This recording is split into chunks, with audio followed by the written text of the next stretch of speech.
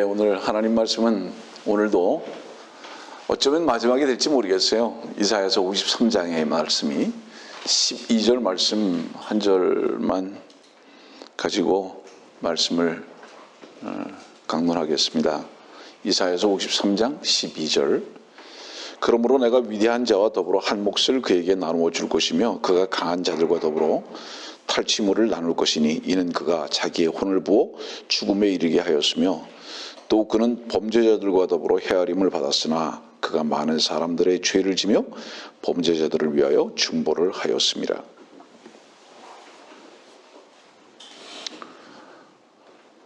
사람들이 자꾸 웃는다고 오늘 아침에 항의 아닌 항의가 들어와가지고 참 좋았습니다. 아, 내가 웃는구나. 주님의 은혜고 또 여러분들을 볼 때마다 이렇게 웃을 수 있는 것이 얼마나 복된 일인지 모릅니다. 고맙습니다.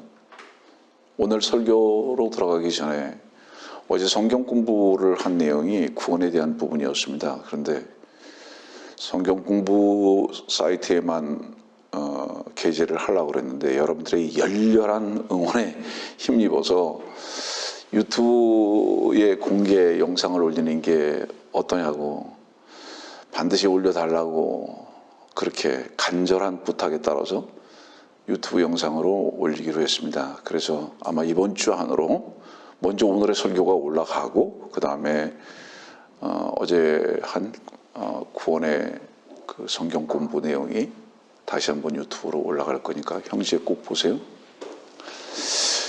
밖에서 말씀을 들으시는 분들 참고하시고 이번 주에는 아마 2가지 영상이 유튜브를 통해서 나가게 될 것입니다. 오늘 12절 말씀 보니까 반전이 생기죠. 그는 범죄자들과 더불어 헤아림을 받았으나,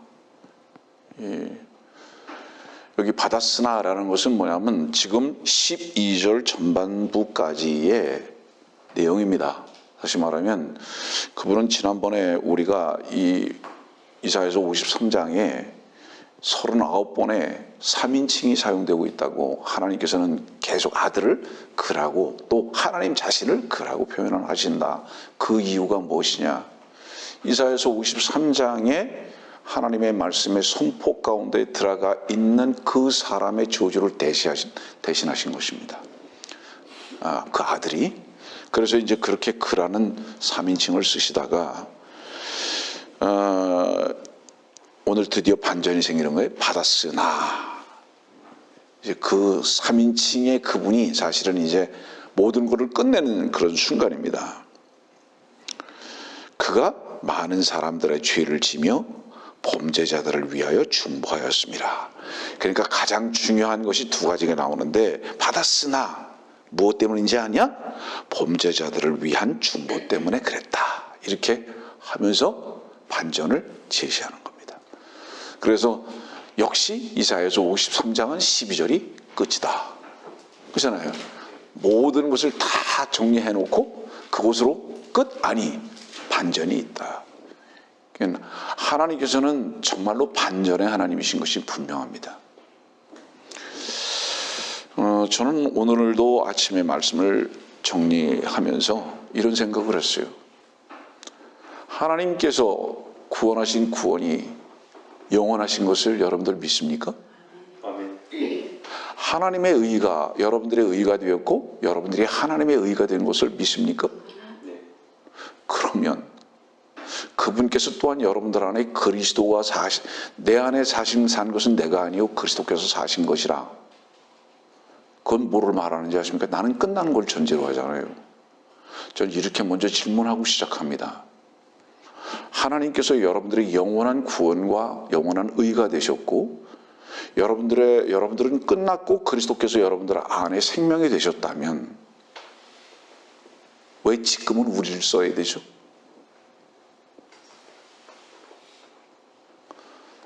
왜 지금은 우리가 의롭게 되려고 노력해야 되죠?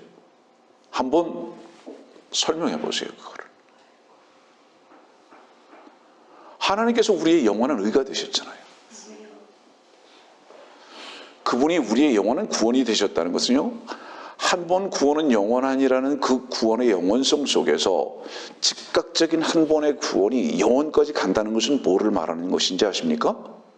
단순히 지옥에서만 영원히 구원하셨다는 것을 의미하는 게 아니에요. 그것만 말하는 것이 아니라 생활 가운데에서 여러분들의 어떤 실족함도 그것까지도 다 구원하셨다는 것을 말합니다.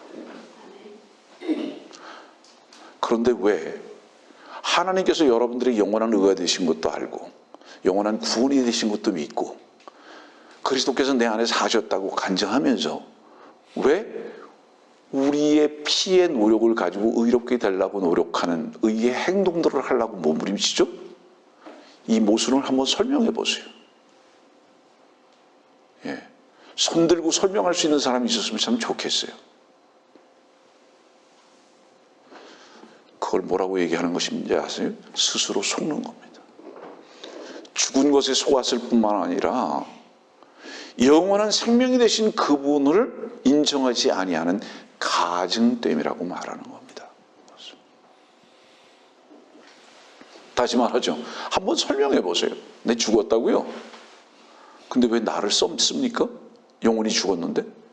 우리가 영원히 죽었기 때문에 그분께서 영원한 생명이 되신 것이 분명하고 우리의 의와 선의 자랑이 죄로 드러났기 때문에 그것이 주님께서 우리의 선이 되셨고 의가 되신 것이 분명하다면 왜 다시 우리의 의와 선을 자랑하고 그렇게 써야 하고 그걸 가지고 다른 사람들을 폄하하고 판단하고 자랑하느냐 이 말이에요.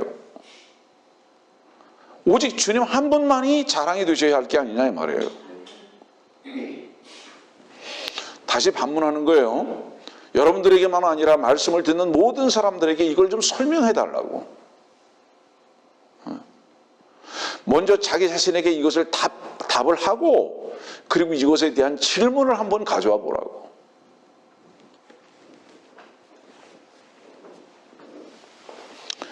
여러분들 하나님만이 반전하실 수 있습니다. 인간들은요 절대로 반전 못해요. 돌아가는 것 같지만은 뺑뺑 도는 것뿐입니다. 미로예요, 인간은. 가다가 막혔는데 새로운 길이 열린 것 같죠? 아, 이제 새 길이 됐다. 새 사람 만났다. 이제 새로운 환경이 됐다. 다시 돌아가는 거예요. 돌고 또 돌고 또 돌고 하는 것을 자기가 착각해서 새로움 이렇게 말하는 거죠. 주님만이 새로움이십니다. 그분만이 그 막혔던 담을 뚫고 나가실 수 있는 새로운 길이 되신 거예요. 그래서 그분만이 반전이신 겁니다, 여러분들. 그 주님 안에서 사는 사람들은 새로운 것을 세상에서 찾지 아니하고 미로인 세상에서 찾지 아니하고 주님께서 이미 새로움이 되시는 것에 동참되어지는 겁니다. 자, 그러면 사람들은 그것을 모르고요. 하나님께서 주님께서 다 완성되었다, 완성하셨다고 요한복음 19장 30절을 너무 잘 외우는데 다 이루었다고. 자기의 필요성 속에서만 다라고 말하는 겁니다. 나머지는 너무나 할 게 많아요. 가끔 말하지만 하나님은 인간과 어떤 것도 동업하지 않으십니다. 특히 하나님의 일은 하나님께서만 완전히 시작하시고 끝맺히십니다. 하나님 혼자만이 하십니다. 인간이 하나님과 동업하려고 하는 이 모든 동업을 실패케 하시는 것이 합력입니다. 이것이 로마서 8장에 합력해서 선을 이루신다는 그 말씀이에요. 인간이 하나님과 협력을 해가지고 동업을 해가지고 하나님의 일을 도우려고 하는 이 모든 행위를 좌절시키시고 죄로 발견케 하시고 가증됨인 것을 알게 하셔서 하나님 한 분만이 선이시다는 것으로 이끌어 가시는 것이 하나님께서 하시는 일이시다 이 말이에요. 왜 그렇게 하셨느냐? 사람이 하나님과 협업하려고 하기 때문에, 동업하려고 하기 때문에. 동업하면 반드시 뭔지 아세요? 지분을 나눠야 돼요. 이것이 죄로 발견되지 않은 사람은 죄가 뭔지 모릅니다.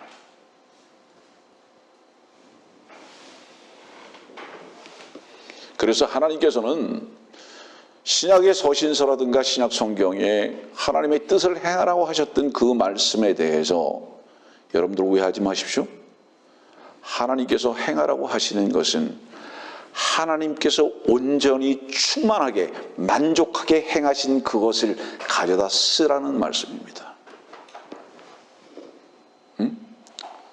죽어있는 너희를 다시 가지고 나와서 힘써라 하시는 말씀이 아니라 하나님께서 우리 모든 필요가 되시고 충족이 되신 그것을 가지고 쓰라 이 말입니다. 하나님은 그것을 쓰기를 원하신다. 너희 것을 가지고 쓰기를 원하시는 것이 아니라 여러분들 헌신이라는 거 우리 몸을 산 제물로 드린다는 걸 뭐를 얘기하는 건지 아세요?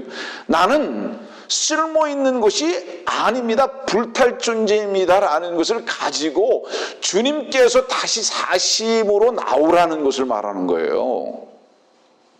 이걸 우리를 쓰는 것으로 오해해버리는 겁니다. 사람들이. 가슴을 칠 만큼 안타까운 거예요. 이런 것들이. 이래서 종교로 자꾸 돌아가고 말았다 이 말이죠.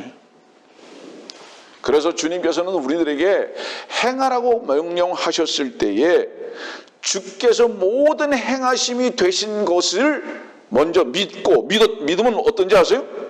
믿으면 그 행하심이 나의 충만이 됩니다. 그리고 그것을 믿고 순종하고 충성하라. 이걸 말하는 거예요. 다시 말하죠. 순종과 충성은 그의 아들 한 분만 하셨어요. 그래서 그분의 이름은 충성된 종이고요. 그분만 아버지에게 순종한 분이에요.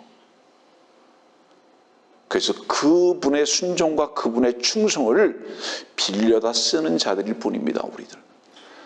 그래서 그것을 요구하신 거예요. 하나님께서. 그러면 주께서 우리의 모든 만족이 되신 것을 어떻게 알 수 있을까요?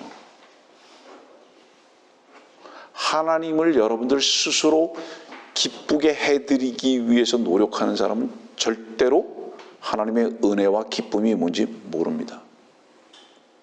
제가 자주 말하는 거, 나는 은혜가 아니면 살 수 없는 존재다라는 표현이 왜 그렇게 자주 나오는지 아세요? 나의 허물과 연약함 속에서만 그것을 말하는 줄 아십니까? 천만에요.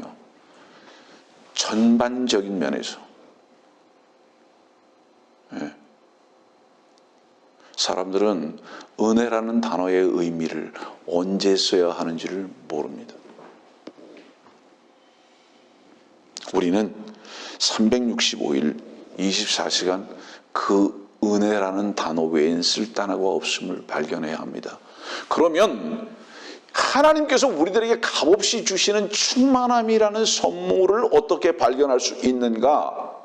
나와 세상을 보면 절대로 발견 못합니다. 주님을 봐야 돼요.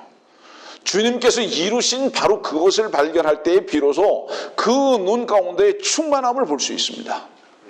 더 이상 나는 쓸 것이 아니구나. 이미 주님께서 충만이 되셨구나. 그래서 주님께 우리가 가져나가는 것은 이미 주님께서 우리들에게 모든 만족이 되신 것을 드리는 것이에요. 근데 이걸 들을 수 있는 사람들이 있어야죠. 로마서 14장 한번 볼까요? 로마서 14장.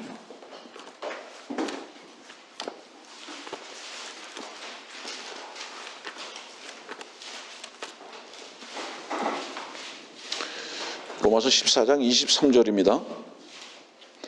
그러나 의심하는 자는 그가 먹을지라도 정죄되었나니 이는 믿음으로 먹지 아니하였기 때문이니라. 믿음으로 아니하는 모든 것이 죄니라. 로마서 14장 이렇게 놓고요. 고린도전서 8장으로 한번 가보세요. 고린도전서 8장에.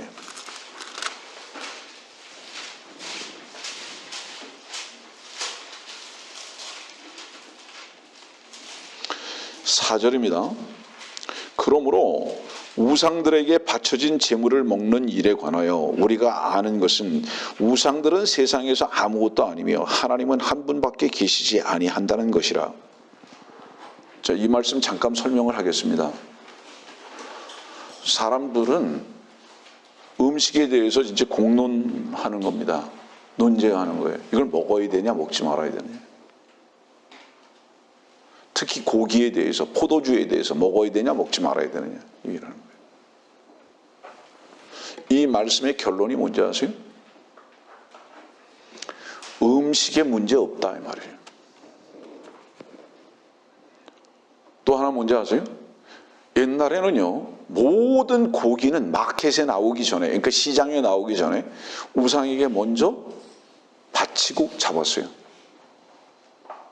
모든 짐승들을 잡을 때, 모든 짐승들을 잡을 때 우상에게 먼저 바치고 그 다음에 그 짐승을 잡았다고. 그리고 시장에 나왔어요.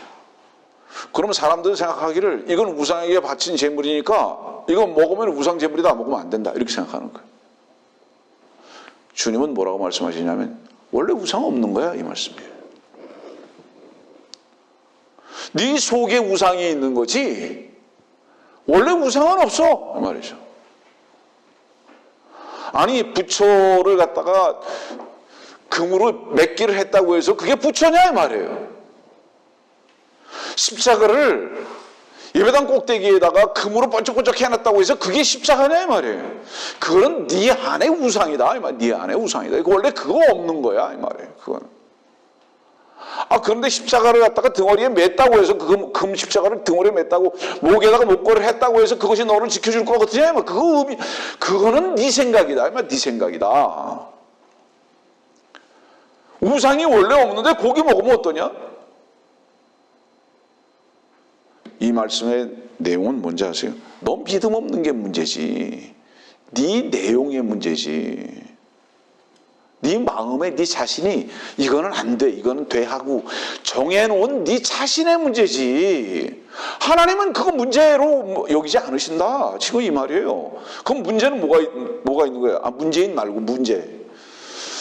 문제는 뭐가 있냐 하면 밖에 있는 게 문제가 아니라 내 안에 있다 하면 내 안에.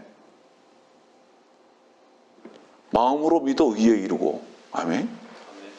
밖에는 실족함이 있었어요. 밖에 걸 보니까 죄로 보여요. 근데 주님을 내 마음에 믿어 보니까 이게 반전이 돼 버렸어요. 의로. 네 내면의 문제다 이 말이에요. 네가 스스로 죄라고 정하는 거지. 네가 스스로 문제라고 여기는 거지. 네가 아니라고 하면 그냥 아닌 거야. 문제는 뭐예요? 그러니까 네 안의 문제다 이 말이에요. 자꾸 왜 문제 얘기하죠?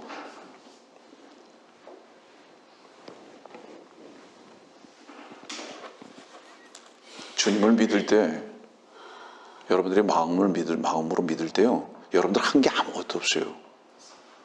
아무것도 없어요. 마음으로 믿은 거 외에는 없어요.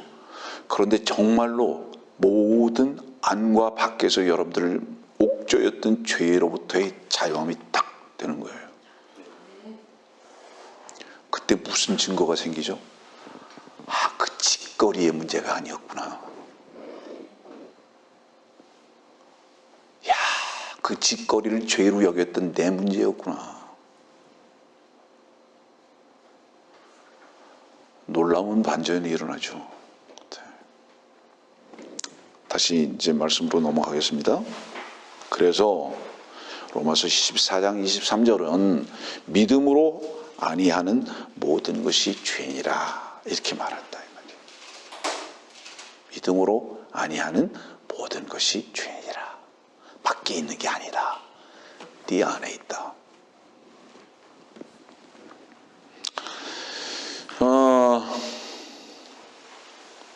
모든 사람들의 목표가 뭐예요? 범죄자가 되지 않는 거예요. 그렇잖아요. 모든 사람이 지고의 목표예요. 범죄자가 되지 아니하는 것. 그런 목표를 가진 모든 사람들, 범죄자이신 주님과 숫자에 들어가지 못합니다. 무서운 얘기예요. 절대로 나는 범죄자가 되지 않겠다고 목표를 세운 사람, 오늘의 말씀, 범죄자들과 더불어 헤아림을 받으신 그분의 숫자에 제외. 얼마나 무서운 말씀인지 아세요, 여러분들? 그래서 목표를 의로운 것으로 목표를 삼은 자들, 영원히 지옥으로 가는 거예요. 그래서 여러분들, 범죄자가 되지 않겠다고 그 목표를 세운 것은 무엇 때문이죠? 자, 간단히 쉽게 정리할게요. 여러분들 모든 실패의 원인 하나가 있어요.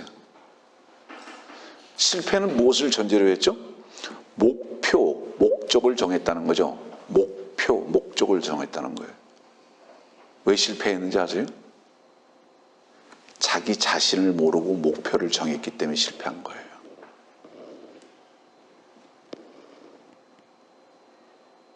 자기가 할 수 있는 일이 있잖아요. 아니, 남이 뭐 한다고 해서 나도 되는 거예요? 뭐 이런 가락도 있죠. 태산이 높다 하되 하늘 아래 메이로다. 오르고 또 오르면 못 오르리 없건만은. 나 같은 노인들은 못 올라가요. 아무리 올라가려고 해도. 웃지 마요. 젊다고.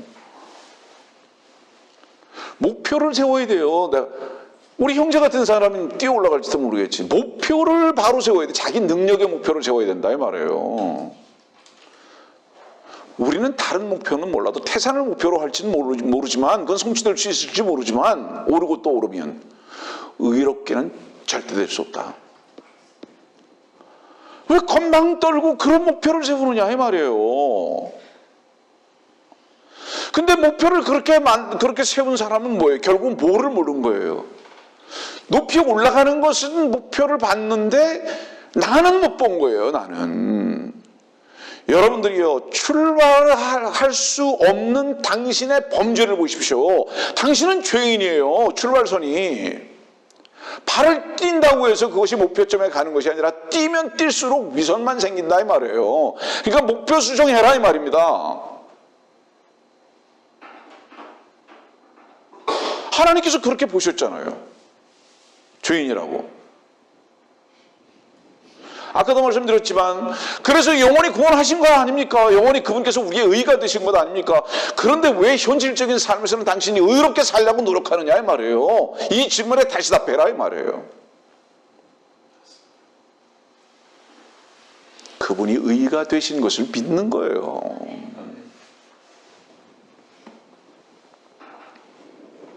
그래서 사람들이 결국은 그 목표 앞에 도달하지 못하고 실패하는 이유 단 하나, 목표가 잘못됐기 때문이 아니라 그 자신을 모르고 출발했기 때문이다. 누가복음 우리 5장 말씀 보겠습니다. 누가복음 5장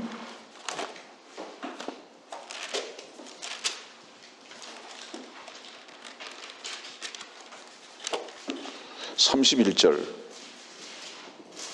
예수께서 대답하여 그들에게 말씀하시기를 건강한 사람들에게는 의사가 필요 없지만 병든 사람들에게는 필요하니라.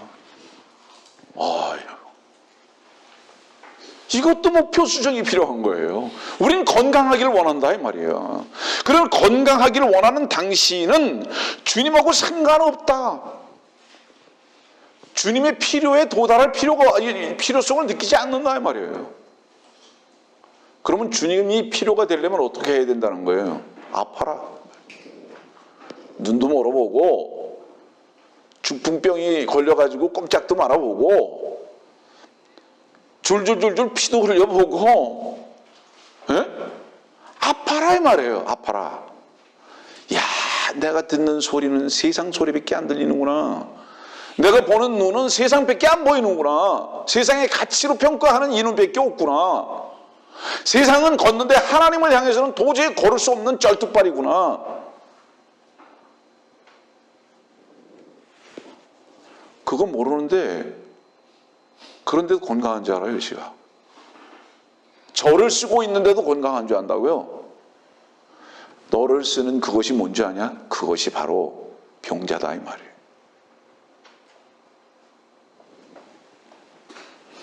반전이죠? 역시 반전이죠?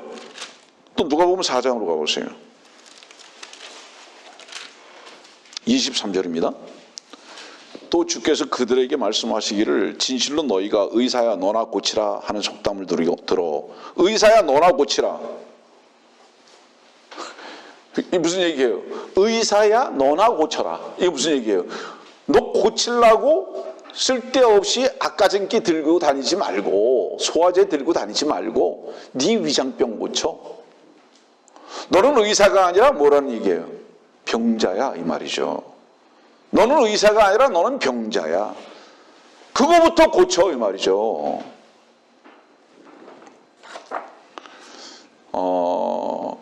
의사는요 자기가 건강한 줄 알아요. 가짜 의사들이 지금 이 영적인 거 말하는 겁니다, 여러분들.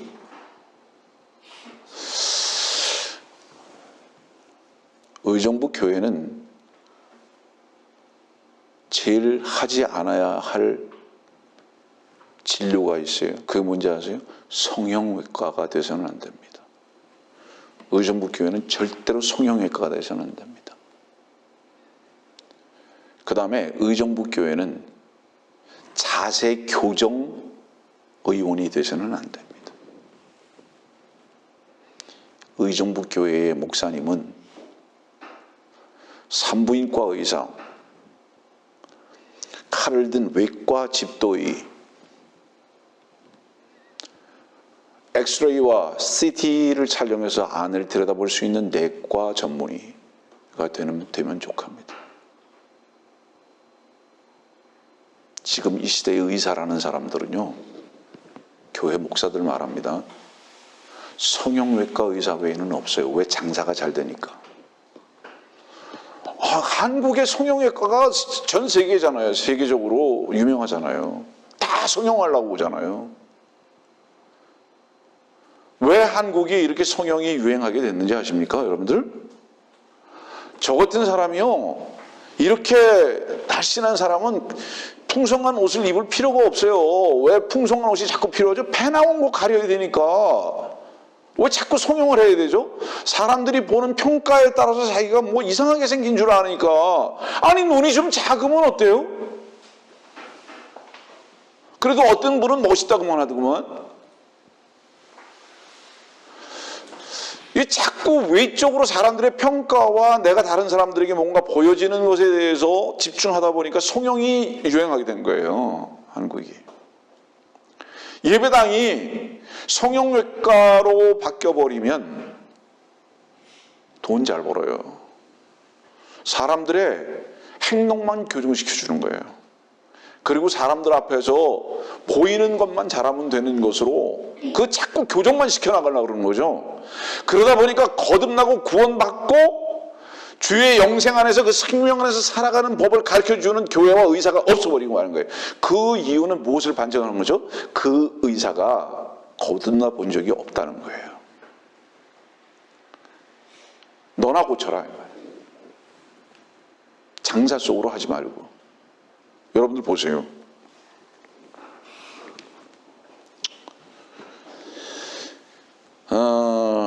주님은요, 마태복음 3장에 보니까 도끼를 어디다 놓았다 그러셨어요? 그분은 열매를 따지 않으셨어요. 그분의 도끼는요, 뿌리에 놓여서 뿌리에. 참 의사이신 주님은 도끼 가지고 수술하신다니까, 도끼. 그래야 뿌리를 제거하거든요. 그분은요, 성형수술을 할 수 있는 칼 없어요. 그분은요, 어떤 부분에서는 마취약도 안 쓰세요. 인정사정 한번 보세요. 얼마나 아프게 하시는지. 자, 저는 이 교회가 그런 교회가 되어야 한다고 믿습니다. 사람들이 이렇게 말해요. 의정부 교회가 누구 거가 되는 것 같다고.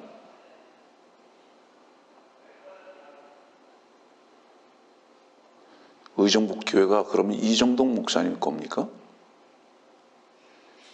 이 의정부교회가 그러면 여기서 설교하고 있는 이놈의 것입니까? 아니, 이 목사님의 것이라면 이 목사님이 이 교회를 통해서 얻어져 가는 게 뭡니까 도대체가? 여러분들 이 목사님께 뭐를 드리고 있습니까?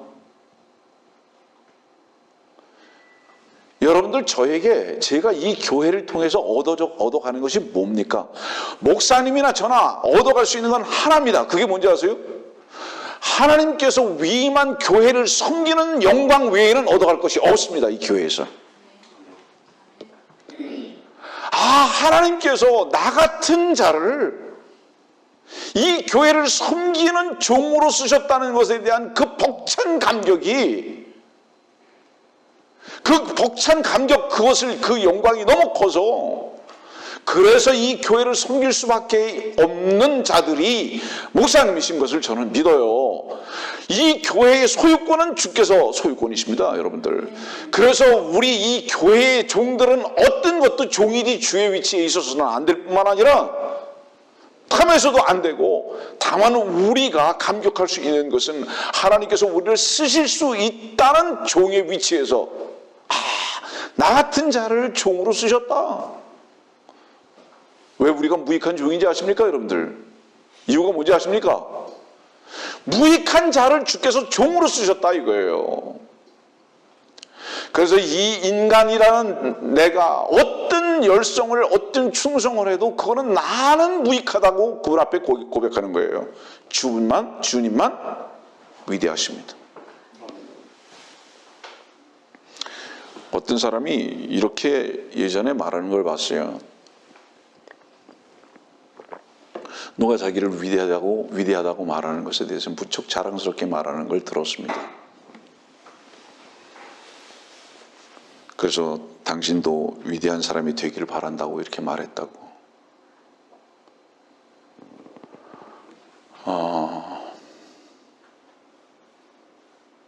당신의 일이 위대할지는 몰라도, 왜? 당신의 일이 주님께 드려진 일이라면 어떤 것도 위대한 일이니까.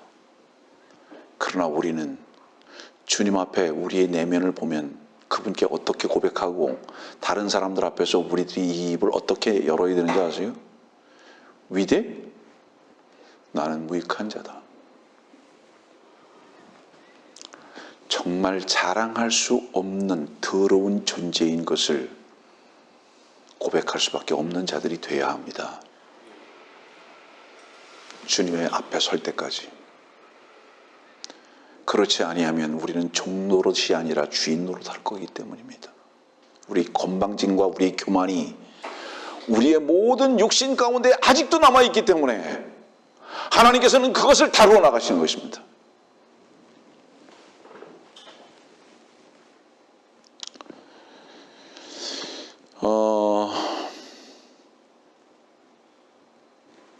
말씀을 들으시는 분들, 하나님께서 여러분들을 성도로 헤아리기를 원하십니까?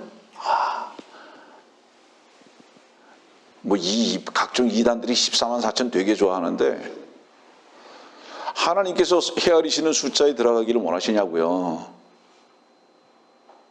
범죄자들과 먼저 헤아림을 당하십시오. 반드시.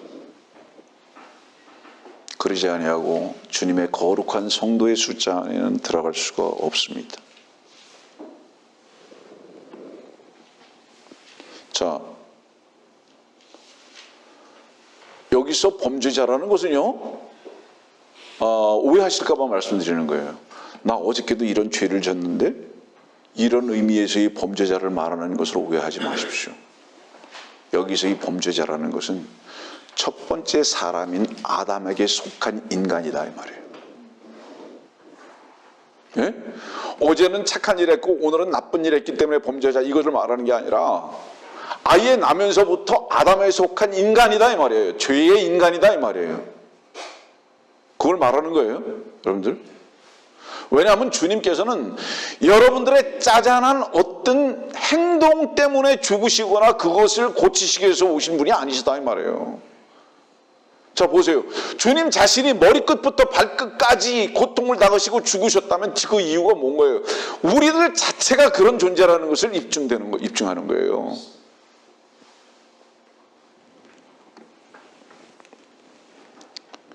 자, 주님께서 손만 잘림을 당하셨어요? 주님께서 귀만 잘림을 당하셨어요? 아니에요. 주님은 온전히 죽으셨습니다. 십자가에 매달려서. 무엇을 의미하죠? 그분은 열매나 가지치기를 하러 오신 게 아니에요. 그분은 아예 인간을 끝내기 위해서 오신 거예요. 인간을 끝내기 위해서.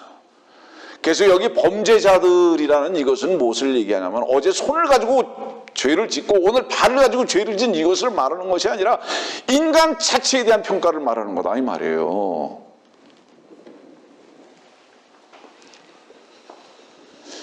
저는 말씀을 들으시는 분한테 이렇게 질문합니다.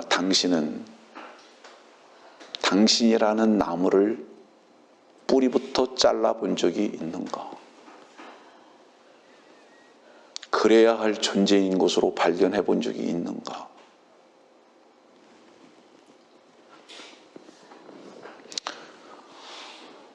모든 열매는 그 나무에서 나는 거잖아요. 그 나무에서. 그래서 찍혀 버리우는 것은 나무지 열매가 아니에요. 불 속에 들어가는 것은 나무지 열매가 아니라고요. 그래서 그 나무에 접붙임을 하시기 위해서 나무가 되셔서 오신 것입니다. 주님께서는.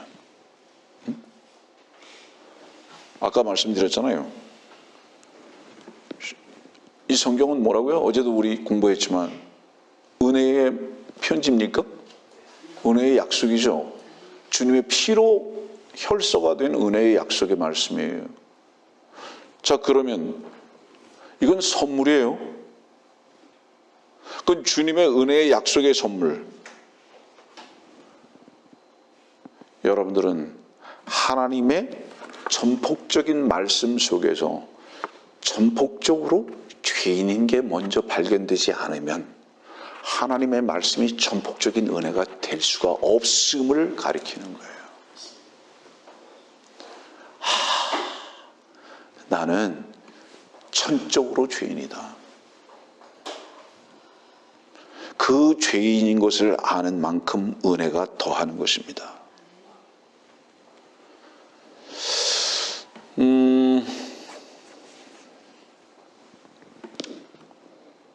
주님께서 색동옷 입으셨을까요? 주님께서 이 땅에 오실 때 어떤 옷을 입으셨죠? 누가복음 보죠. 2장에. 누가복음 2장 12절입니다.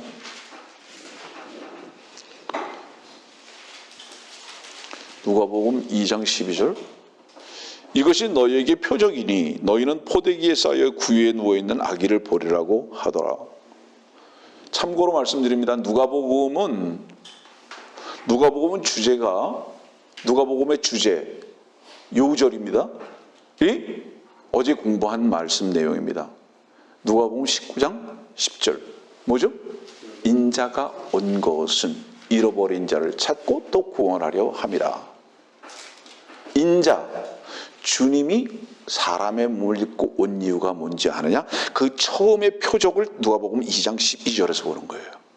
내가 왜 인간의 몸을 입고 왔는지를 아느냐? 포대기에 쌓인 것을 봐라. 목적을 볼 수 있다 이 말이죠. 그래서 그분이 입으신 그 옷은 어떤 옷이었느냐? 육신의 몸을 입고 오신 그 몸에 입은 옷이 포대기였다. 다시 말하면 이건 뭐죠? 여러분들 이미 공부해서 알겠지만 배포대기. 죽은 자가 입은 배포대기 옷. 책동홀이 아니란 말이에요. 완전히 100% 배로 짠 옷이라 이 말이죠. 섞여지지 않았다 이 말이죠. 이분은 왜 그 배포대기를 입고 구유에 누워 계시느냐? 그것이 왜 표적이 됐느냐? 나는 한 마리 짐승으로서 구유에서 한 마리 짐승 양으로서 죽어야 할 포대기로 입고 온 몸뚱이다. 나는 이 마태복음은 없잖아요, 이 말씀이. 마태복음 1장과 2장에 주님의 탄생을 나오는 것 같지만 이 포대기에 대한 말씀 안 나옵니다. 그래서 마태복음 2장과 누가복음 2장은 전혀 다른 부분이에요. 그래서 이분이 지금 포대기를 입고 구유에 누워 계시다 이 말이에요. 뭐를 얘기하죠? 나라는 짐승은 왜 이 몸을 입고 왔는지 아냐? 죽어야 할 짐승이야. 다시 설명하죠. 여러분들 손이 범죄한 게 아니에요. 여러분들 발이 범죄한 게 아니에요. 온통 범죄의 몸이라 이 말이에요. 온통 범죄의 몸이기 때문에 그분께서 그 포대기로 싸지신 겁니다. 그분은 하늘에서 손만 오신 게 아니에요. 그분은 하늘에서 발만 오신 것이 아닙니다. 그분은 완벽한 여러분들의 모습으로 오신 이유가 완벽히 여러분들은 죄에 물든 존재다라는 것을 반증시키고 계시다 이 말이에요. 그분은.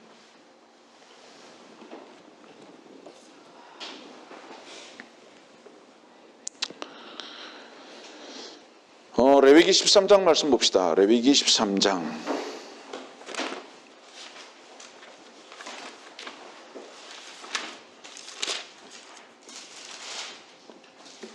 13절이요.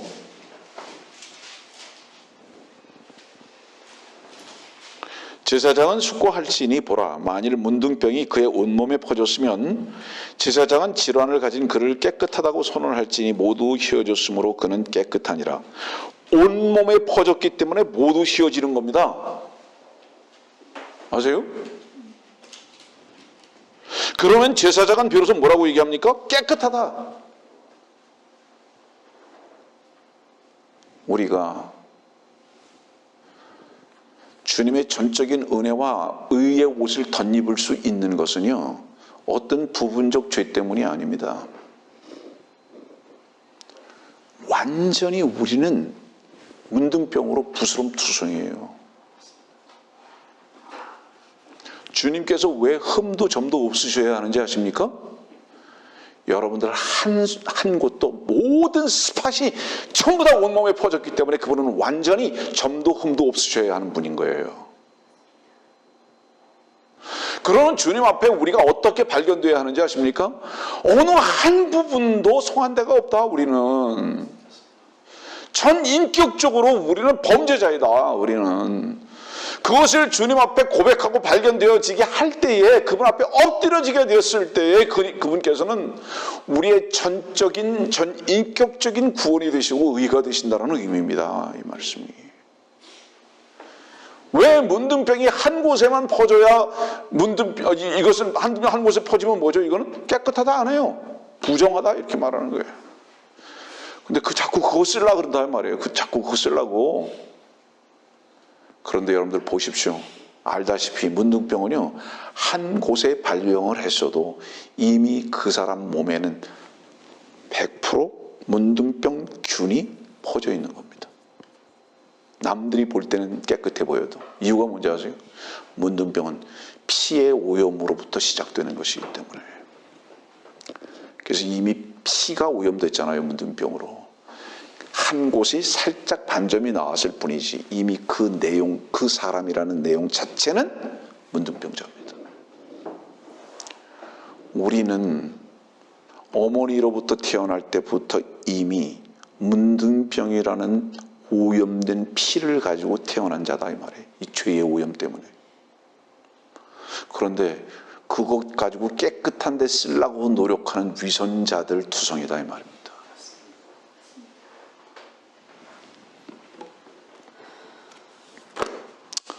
밖에서는 어떻게 보일지 몰라요. 밖에서는 여기는 깨끗하네, 여기도 깨끗하네, 왜 고기만 그렇지? 이미 안에 피가, 문둥병의 피가 흐르고 있다. 인정하라 이 말이에요. 자, 주님의 보혈은요, 왜 할례만 받는지 아십니까? 골로새서 2장? 골로새 2장 그러잖아요. 그리스도의 할례. 뭐를 말하는지 아세요? 그 할례를 받을 때 너는 죽었다는 것을 의미하는 거예요. 네 생명은 끝났다는 것을 말하는 거예요. 할례라는 게 그걸 말하는 거예요. 부분적인 것을 잘라내지만은 그것은 부분적인 것을 잘라내고 그 부분적인 것에 대한 부정함을 말하는 게 아니라 너라는 피는 완전히 죽은 피다. 끝났다. 너는 완전히 끝났다는 것을 의미하는 거잖아요. 이것은 무엇을 의미하는지 아세요? 주님께서 보혈을 흘리신 것은 그 보혈로 우리가 씻김을 받고 완전히 요한복음 13장 보세요. 이렇게 말씀하시잖아요. 이미 목욕한 자는 더 이상 목욕이 필요 없다고. 목욕은 뭐죠? 침례잖아요. 물속에다 담궈버리는 거잖아요. 우리를. 주 예수 그리스도의 보혈이 우리 머리끝부터 발끝까지 완전히 우리를 정결케 하시는 거거든요. 한 곳도 남겨놓음이 없이 다 오염됐기 때문이란 말이에요. 그런데 이 위선자들이 자꾸 손만 씻겨달라, 발만 씻겨달라 이렇게 말한다 이 말이에요. 먼저 네가 목욕하라 이 말이에요. 무엇으로? 주의 보혈로.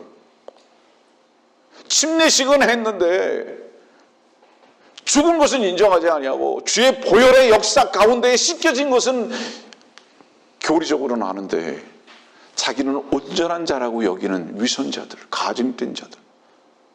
저는 그들을 책망하는 것이 아니라 그들의 눈멀음과 그들의 위선의 죄가 주의 말씀의 빛 가운데서 밝혀지기를 바라는 마음으로 이 말씀을 전하는 거예요, 여러분들.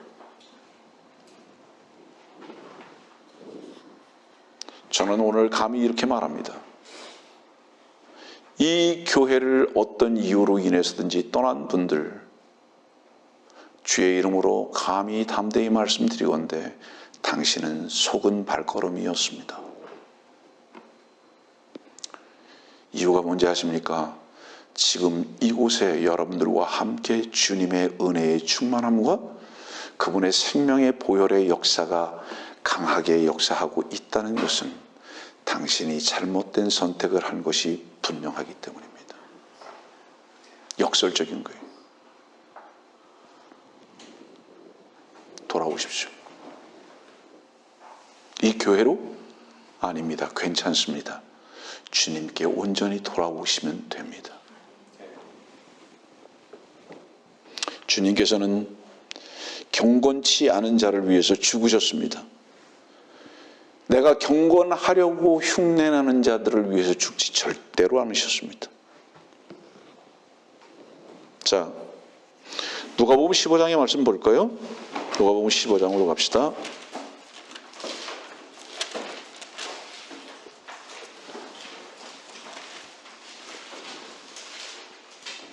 저는요, 시편 23편에 주님은 나의 목자시니 그 다음에 잔잔한 물가로 인도하시는도다. 그 말씀에 대한 설교를 수년 전에 했지만 앞으로 한번 또 할 가능성은 있습니다.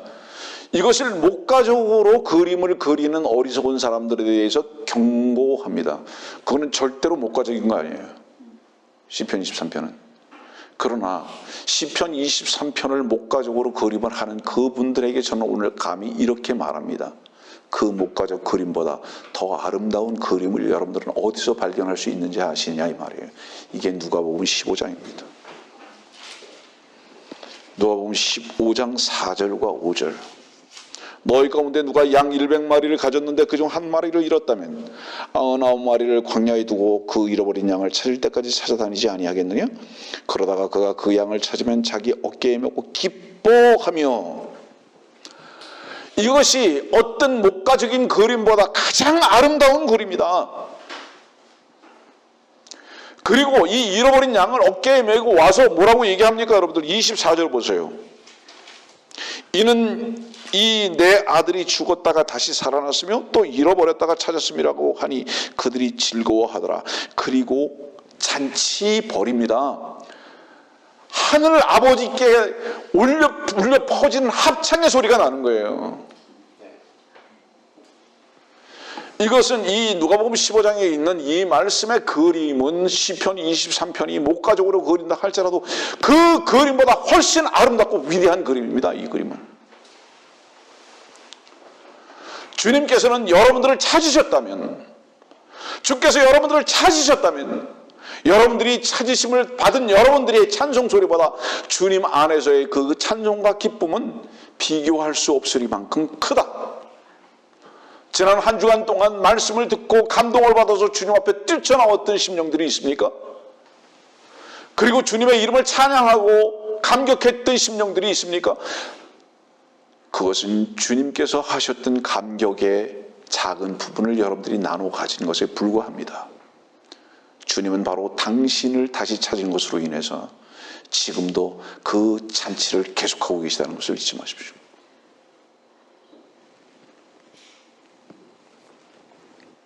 죽었다 다시 살아났다. 여러분들이요, 아버지 하나님이 그의 아들을 향해서 어떤 사역을 하기를 원하셨습니까? 아버지 하나님께서 그의 아들을 향해서 어떤 사역을 하기를 원하셨어요? 이거죠. 죽어라. 너 죽어라. 누구를 위해서? 범죄자들을 위해서 죽어라. 하나님께서 그 사역하셨잖아요. 길 잃은 죄인이 너무 많다. 죽어라. 하나님께서는 그 아들에게 그 사역을 맡기신 겁니다. 그래서 그분께서 사람의 몸을 입고 오신 목적이 무엇이라고요? 잃어버린 자를 찾고 또 구원하려고 오셨다. 누구의 명령을 받고? 아버지 하나님의 명령을 받고. 이것이 하나님의 사역과 그의 아들의 사역이었다. 그리고 오늘 우리의 사역이 되어야 한다. 질문합니다. 요한복음 3장 14절, 모세가 광야에서 뱀을 들어 올린 것과 같이 인자도 그렇게 들려 올려져야만 하리니. 주님께서 왜 노뱀이 되셨죠? 이유가 뭐죠? 말씀을 듣고 있는 당신이 노뱀이었기 때문이라는 말씀입니다.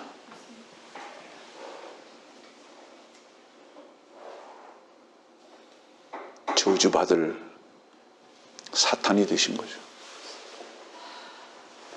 주님은 당신을 사랑하셨기 때문에 스스로 노뱀이 되셨음을 선포하고 계시는 겁니다.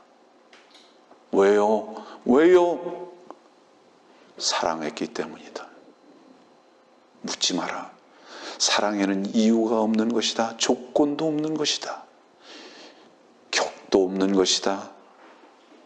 어떤 담도 없는 것이다. 사랑은 계산이 아니라 너에게서 시작된 것이 아니라 사랑은 온전히 나에게서 시작된 것이기에 질문하지 말아라. 나는 네가 범죄자이므로 사랑하는 것에 대해서 어떻게 너에게 설명할지는 모르겠다. 다만 네가 이 사랑 가운데 들어와라. 그러면 너는 이 사랑에 감격하고 찬양할 것이다. 주님께서는 우리를 그렇게 초청하시는 겁니다. 자, 주님께서 오늘 말씀 중에 뭐라고 말씀하셨죠? 범죄자 중에 하나같이 하나로 헤아림을 받았다고. 그런데 스스로 의롭게 되려고 노력하는 자들밖에 없습니다. 없어요.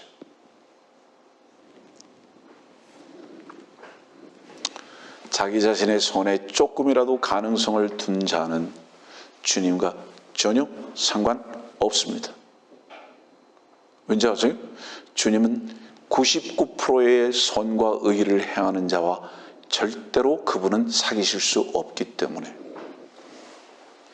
1%밖에 없는 선과 의를 가진 자나 99%의 선과 의를 가진 자나 주님은 똑같이 범죄자로 오염된 자로 여기시기 때문에 당신은 주님과 상관없습니다. 당신이요 100% 범죄자가 먼저 되십시오. 그때 주님의 은혜가 뭔지를 비로소 발견하게 될 것입니다. 주님은 그런 자들과는 사귀실 수 없습니다. 누가복음 2장 말씀 봅시다. 누가복음 2장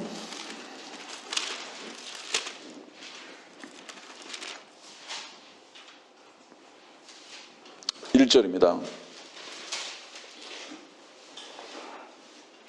당시에 카이사 아우구스토로부터 한 칙령이 내려 온 세상이 조세 등록을 하게 되었는데, 이 당시가 언제죠? 주님께서 탄생하실 바로 그때에 이 카이사는 누구의 황제, 어디 황제죠? 로마의 황제죠. 그래서 이 로마의 황제인 카이사는 온 세상의 왕의 대표성입니다. 근데 주님께서 거기에서 조세 등록을 하게 되었는데 무슨 뜻이죠? 눈치채세요? 주님은 범죄자들과 하나 된 헤아림을 받고 있는 게 분명합니다. 전 세계 인구가 75억이냐? 너 75억 중에 하나. 지금 이렇게 등록이 되어 있단 말이에요. 이 말씀. 바로 그 등록이 되신 거예요. 범죄자들과 하나가 되시기 분명한 거예요, 이분이. 거기 지금 한 사람의 위치로 들어가신 거예요, 주님께서. 응? 다시 말하면 그분께서는 출생 시작 때부터 이미 범죄자로 출생이 되고 있다 이 말이에요. 이미. 그리고 그분은 죄인으로 사셨기 때문에 시간 많이 가니까 읽지 않겠습니다. 요한복음 7장은 뭐라고 말씀하죠? 네가 마귀 들렸도다. 네가 마귀 들렸도다. 네가 바알세불이구나. 무슨 뜻이죠? 파리의 왕. 왕파리구나. 네가. 근데 그 말이 어떤 면에서는 맞는 거예요. 파리는 뭐가 되는 거죠? 붉은 구데기가 발이 되는 거잖아요. 주님은 벌레로 오신 거예요. 이 육신의 몸을 입고 벌레가 돼서 오셨잖아요. 주님은 계속 이렇게 죄인으로 취급받으시는 거예요, 이 땅에서. 마지막에 주님은 어디로 끌려가셨죠?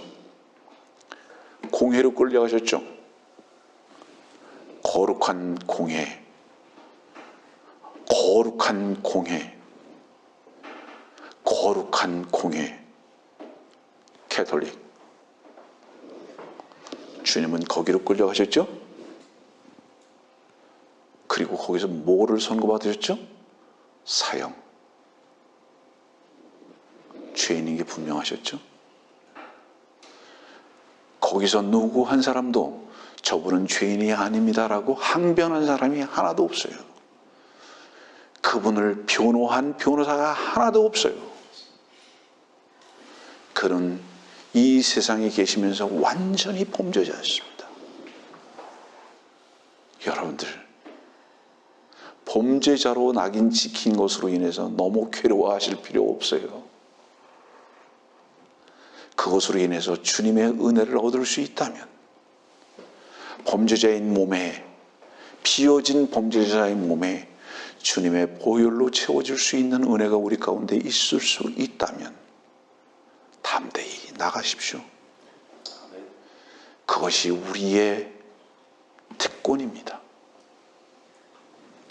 예? 자, 그래서 거기서 그 공회에서 어떤 선고를 받았어요? 사형, 빵빵빵. 요한복음 18장 봅시다.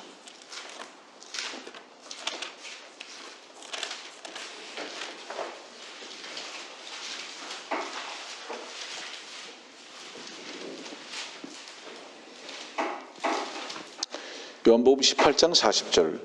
그때 그들이 모두 다시 소리질러 말하기를 그 사람이 아니라 바라바라고 하니라. 그런데 바라바는 강도더라. 여러분들 이 말씀을요 간단히 보지 마세요. 역사성 속에서 보지 마세요. 여러분들 쉽게 말하면 이거예요. 주님은 범죄자들과 헤아림을 받았죠. 주님은 바라바가 되신 거예요. 사람들에 의해서 바라바가 되신 거예요, 주님이. 그런데 놀라지 마세요. 이것이 사랑이라고 불려지시는 하나님 아버지의 사역이십니다. 하나님 아버지의 사역이세요. 왜? 바라바인 나를 구원하시기 위해서 그분을 바라바의 위치에 두셨다 이겁니다. 그래서 그분은 왜 변호사가 없었는지 아십니까? 왜 그분은 100% 죄인이 되셨는지 아십니까? 여러분들의 100%의 죄를 담당하셔야 했기 때문에. 예? 여러분들의 100%의 죄를 담당하셔야 했기 때문에 그를 향하신 어떤 변론도 있으실 수가 없었던 겁니다, 여러분들.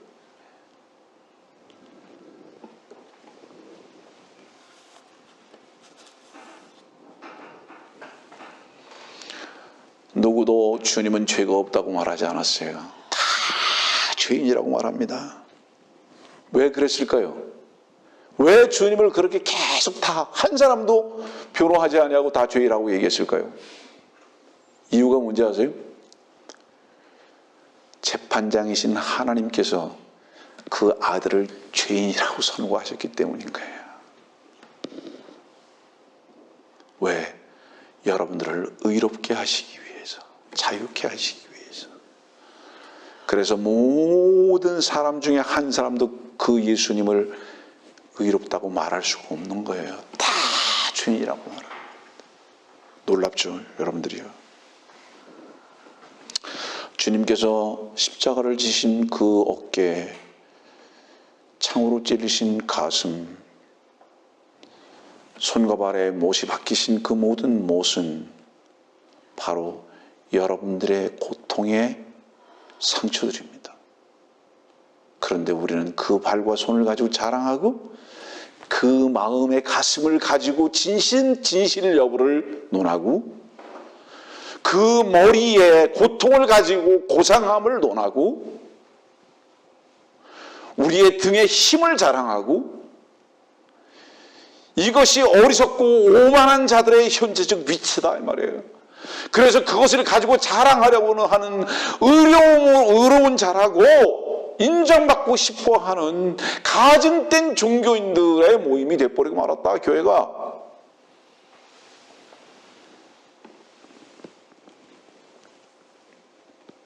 여러분들, 하나님께서 그의 아들을 죄인 만드신 것이 의로운 것이었습니까? 악한 것이었습니까? 말씀해 보세요. 하나님은 선하시다고요? 하나님은 의로우시다고요? 그러면 그분의 어떤 행위도 의롭고 선하실 수밖에 없는 겁니다. 그 아들을 죄인 만드셨다고요? 천만에요. 오늘 우리는 이렇게 시작했잖아요. 이사야서 53장의 39번이 그라는 3인칭을 사용했던 것은 범죄자로 그분을 인정하셨기 때문인데 마지막 반전이 딱 있잖아요. 하나님께서 죄인으로 만드시는 이유는 그것이 마지막이 아니라 온전히 하나님께서 의롭게 되심을 선포하시기 위한 하나님의 의로우셨던 행위라는 것을 우리는 확인하는 거예요. 그래서 하나님께서 하시는 모든 것은 다 의롭다. 자, 말씀을 이제 종료해 나갑니다.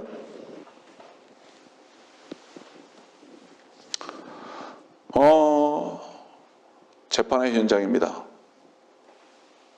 사탄이 김아무개의 이름을 부르고 최아무개의 이름을 부릅니다. 저는 이런 죄를 가지고 있습니다. 저 존재는 이런 죄를 가지고 있습니다. 최아무개 나와! 당신의 죄는 이거다. 재판장은 하나님께서는 앞에 앉아 계십니다. 그때 누가 나가는지 아십니까? 놀라지 마세요. 변호사인 주님께서 접니다. 최아무개가 납니다. 제가 이 아무개입니다.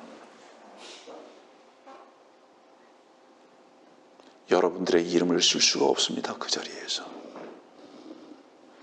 주님의 이름 한 분만이 그 자리에서는 있을 수 있습니다. 왜냐하면 여러분들의 이름은 다 이미 끝난 것이기 때문에. 저는 끝났습니다. 저 이름은 끝난 이름입니다. 저 이름을 대신해서 제가 나갑니다. 그리고 나가신 그 주님은 얼마나 담대한 변호사이신지 이미 모든 죄는 내가 끝난 것을 아버지께서 아시지 않습니까? 이러한 위대한 변호사를 여러분들은 얻으셨습니다.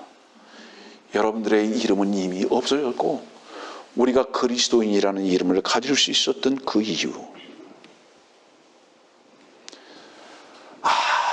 저 아무개가 심판받아야 된다고 마귀 사탄이 그렇게 말할 때 주님은 뭐라고 말씀하실까요? 내가 받았다고요? 아니라고. 내가 대신 받습니다. 그 심판 제가 대신 받습니다. 이렇게 담대하게 하나님 아버지께 나아갈 분이시다. 그분은 우리에게 은혜를 덧입혀 주기를 원하시는 분이시다. 로마서 8장 1절은 뭐라고 말씀하시는지 아십니까? 그렇기 때문에 그리스도 예수 안에 있는 자에게는 결코 정죄함이 없나니. 그리스도 예수께서는 우리의 이름을 기억도 안 하십니다. 끝난 자의 이름이기 때문에 우리의 이름은 그리스도가 되신 것입니다. 여러분들, 이 은혜의 주님, 사랑의 주님, 여러분들이요, 하나님의 나팔 소리 천지 진동할 때에 여러분들은 여러분들의 개인의 이름을 듣기보다는 그리스도인이라는 이름의 호칭에 반응할 것을 저는 믿습니다. 예, 제 안에 계신 주님이십니다.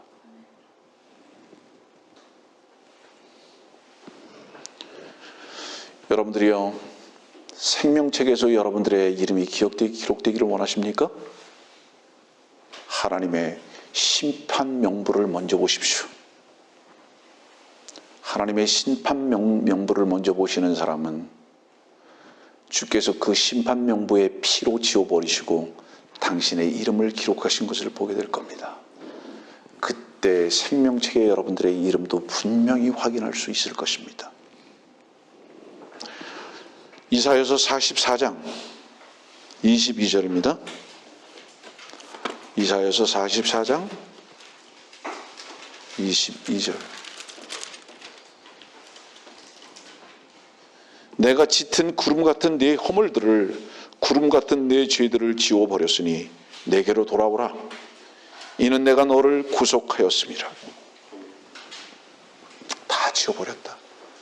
다 지워버렸다. 다 끝났다.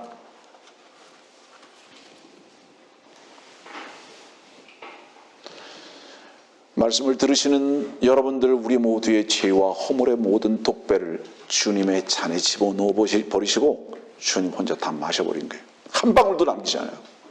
다 마셔버렸습니다. 그리고 주님께서는 그 모든 것을 마셔버린 그 결과에 영광과 은혜의 선물을 우리들에게 쏟아부어 주신 것입니다. 그분은 지금도 여러분들을 위해서 어떤 탄원의 기도를 하고 계신지 아십니까? 요한복음 17장 24절.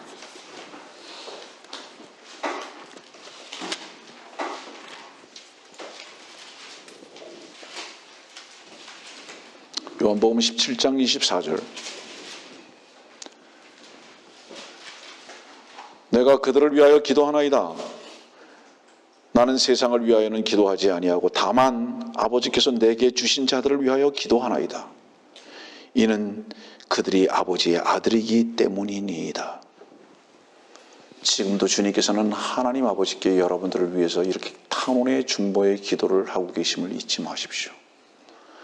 오늘의 말씀을 경청하신 여러분들 가운데 혹여 구원을 얻지 못하고 주님의 은혜 가운데 있음을 확인하지 못하는 분들 계십니까? 주님의 말씀은 신실하십니다. 주님은 지금도 여러분들을 부르고 계십니다. 오늘의 말씀에 반응하시고 아멘, 주님 제가 여기 있습니다. 저희는 이런 범죄자입니다. 라고 주님께 나아가서 하나님의 의를 덧입는 놀라운 은혜가 여러분들에게 함께 하시기를 바랍니다.